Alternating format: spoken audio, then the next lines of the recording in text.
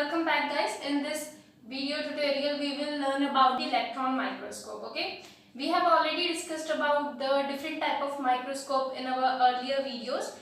अगर अभी तक आपने देखी नहीं है तो then please go and check playlist general microbiology.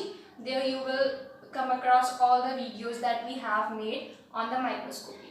Okay, now we will discuss about the electron microscope. So as the name suggests, electron, okay, it suggests that we are going to use electrons instead of visible light. यहाँ पे हम electron, beam of electron को use करेंगे instead of visible light. First thing. Second thing is that we are going to use electromagnets instead of lenses. Okay, lenses की जगह हम यहाँ पे electromagnets का use करेंगे. Electromagnets जो होंगी फोकस करने में हेल्प करेंगी. जैसे लेंसेज फोकस करने में हेल्प करते थे वैसे इलेक्ट्रोमैग्नेट्स फोकस करने में हेल्प करेंगी और एक इनलार्ज्ड इमेज हमें मिलेगी. Okay, next thing that electron microscope जो है ये बहुत ही ज़्यादा यूजफुल है because of its high resolution. Okay, shorter wavelength, इसका रेजोल्यूशन अबाउट 100,000 टाइम्स ज़्यादा होता है लाइट माइक्रोस्कोप के कंपैरिजन में. अगर हम इलेक्ट्रॉन माइक्रोस्कोप का कंपैरिजन करें in relation to resolution, than it has 100,000 times more resolution power than light microscope. And the next thing is shorter wavelength. They have only 0.005 wavelength, whereas light microscope जो visible light होती है, ठीक है, जो electron की wavelength होती है वो है 0.005 वेवलेंथ होती है इनकी. और वहीं पे अगर हम वेवलेंथ विजिबल लाइट की वेवलेंथ की बात करें तो वो होती है 500. Okay sorry, it is nanometre. Okay, in nanometre it is 5000 nanometre.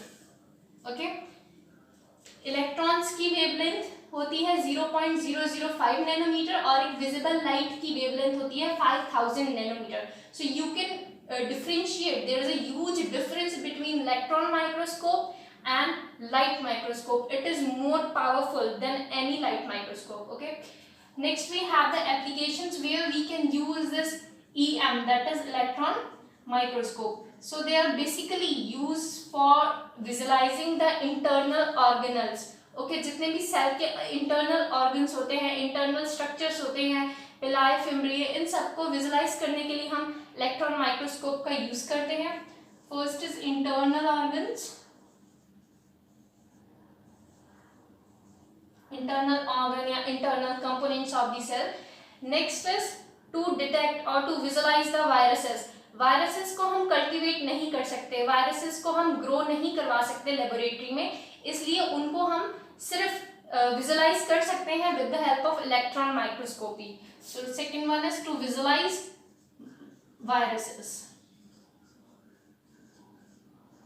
Okay, so these are the two applications of electron microscope. Now we will have a short look like how it works. Okay, इसमें क्या होता है, एक electron gun है, ठीक है. Electron gun से क्या होता है, इलेक्ट्रॉन्स को, बीम ऑफ इलेक्ट्रॉन्स जनरेट की जाती है via condenser. It reaches to the specimen. Condenser से होते हुए वो स्पेसिमेन तक जाती है. जब वो स्पेसिमेन को स्ट्राइक करेगी तो जब स्पेसिमेन के साथ स्ट्राइक होती है तो जो उसके इलेक्ट्रॉन्स होते हैं, ठीक है, वो स्कैटर होने लग जाता है. स्पेसिमेन क्या करता है, इलेक्ट्रॉन्स को स्कैटर कर देता है. यहाँ पे इलेक्ट्रॉन स्कैटर हो जाएंगे. जब ये इलेक्ट्रॉन स्कैटर होंगे तो यहाँ पर दो लेंसेज प्रेजेंट हैं, ठीक है, इलेक्ट्रोमैग्नेटिक लेंसेज प्रेजेंट है. These are objective lenses and these are projector lenses. What they will do, they will focus the beam of light again. They will, sorry, beam of electron. They will focus the beam of electron. Okay, और उसको फिर वो कहाँ तक लेके जाएंगे, एक screen तक लेके जाएंगे जहाँ पर एक बहुत ही लार्ज इमेज प्रोड्यूस होती है. This is the shortcut of principle. We can say this is the shortcut we have learned of this principle. Okay, next we will discuss about the procedure. Okay, like how it actually works. Electron microscope कैसे work करता है. देखो, electron microscope को work करने के लिए एक बहुत ही ज़्यादा इम्पॉर्टेंट चीज़ है जो हमें पहले ही पढ़नी पड़ती है, that is specimen preparation. Electron microscope की एक खासियत है कि जो हम इसमें स्पेसिमेन यूज करेंगे वो बहुत ही ज्यादा थिन होना चाहिए। थिक स्पेसिमेन हम यूज नहीं कर सकते। जो सेल्स होते हैं किसी भी माइक्रोब के सेल, फॉर एग्जांपल किसी भी बैक्टीरिया का सेल, वो बहुत ज्यादा थिक होता है, उसको थिन करना पड़ता है। इसलिए हम क्या करते हैं, स्पेसिमेन प्रिपरेशन करते हैं। Specimen preparation, okay. Specimen preparation की जाती है। स्पेसिमेन प्रिपरेशन में 4 स्टेप्स आते हैं। First is, let me change the, okay, first is fixation. इस फिक्सेशन में क्या होता है, जो भी हमारा हमने स्पेसिमेन लिया है, ठीक है, उसको हम क्या करते हैं, फिक्स करते हैं विद द हेल्प ऑफ ग्लूटाल्डिहाइड। ग्लूटाल्डिहाइड की हेल्प से फिक्स किया जाता है उसको। सेकंड पार्ट आता है dehydration. Dehydration is the removal of water from the cell.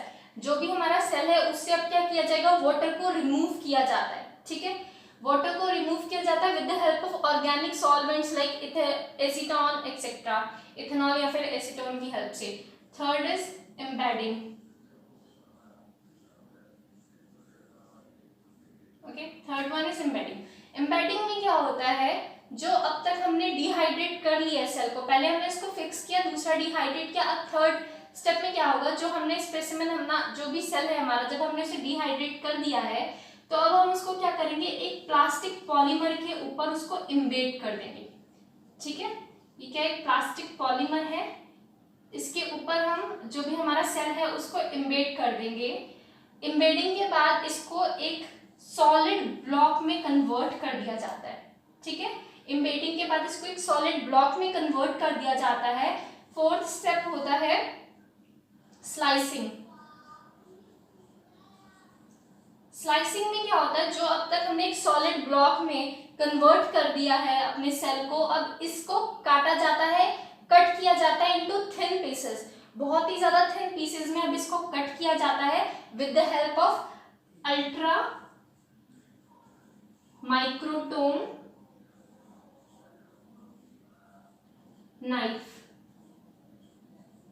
Ultra microtome knife की हेल्प से इसको थिन पीसेस में, इस ब्लॉक को थिन पीसेस में कट किया जाता है, और फिर जो इसके थिन पीसेस बचते हैं उसको हम क्या करते हैं, एक कॉपर की स्लाइड लेते हैं या फिर किसी मेटल की स्लाइड के ऊपर इम्बेड कर देते हैं, ठीक है। किसी भी कॉपर या मेटल की स्लाइड के ऊपर हम उसको रख देते हैं। तो ये हो गया अब हमारा स्पेसिमेन प्रिपेयर। अब ये क्या हो गया, हमारा स्पेसिमेन प्रिपेयर हो गया, और इसे अब हमने ले जाके इलेक्ट्रॉन माइक्रोस्कोप के अंदर रख देना है, ओके। अब हम देखते हैं इसका working principle of electron microscope. Electron microscope का वर्किंग प्रिंसिपल में क्या होगा, सबसे पहली चीज जो हम इसका वर्किंग है वो हमेशा एक वैक्यूम चैम्बर के अंदर की जाती है, ठीक है। इलेक्ट्रॉन माइक्रोस्कोप को इस तरीके से डिजाइन किया गया है कि वो एक वैक्यूम को जनरेट कर सके, ओके। तो हमेशा ये एक चैम्बर के अंदर होता है। वैक्यूम के अंदर क्यों उसको किया गया है, बिकॉज अगर एयर में हम करेंगे तो वहां पे क्या होगा, जो इलेक्ट्रॉन्स हैं, ठीक है, एयर में एयर मॉलिक्यूल्स भी प्रेजेंट होंगे, तो ये जो इलेक्ट्रॉन होंगे ये एयर मॉलिक्यूल्स के साथ जाके स्ट्राइक कर देंगे, उनके साथ स्ट्राइक करेंगे तो डिफ्लेक्ट हो जाएंगे बिकॉज ऑफ कोलिजन, ओके, और अपना जो इनका एक पाथवे है उससे डिफ्लेक्ट हो जाएंगे, इसलिए इसको हम हमेशा एक वैक्यूम चैम्बर के अंदर करते हैं। So first is electromagnet gun. Electromagnet gun will produce the electron beam.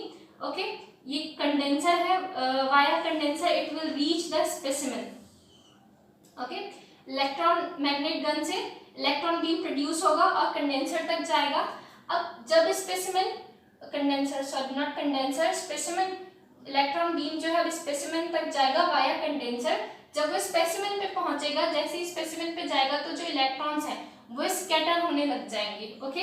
यहाँ से क्या होगा, ये स्कैटर होने लग जाएंगे तो ऑब्जेक्टिव लेंस और प्रोजेक्टर लेंस, ये ऑब्जेक्टिव और प्रोजेक्टर लेंस क्या करेंगे, इसको फोकस करने में हेल्प करेंगे, ओके।